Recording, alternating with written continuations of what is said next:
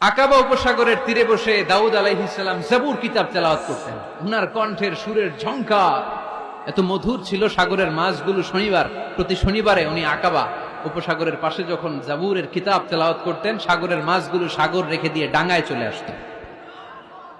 এজন্য আল্লাহ বললেন, খবরদার, শনিবার এই এলাকাতে মাছ শিকার করা আমি হারাম ঘোষণা করলাম। কিবার?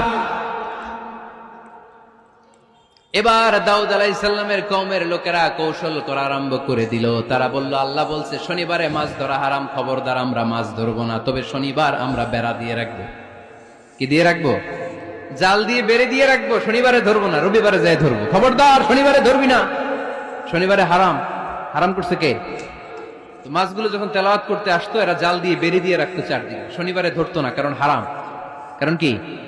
বেড়ে দিয়ে রাখতো, রবিবারে যে ধরতো। আল্লাহ কি এটা বুঝাইছে? আল্লাহ বুঝাইছে শনিবারে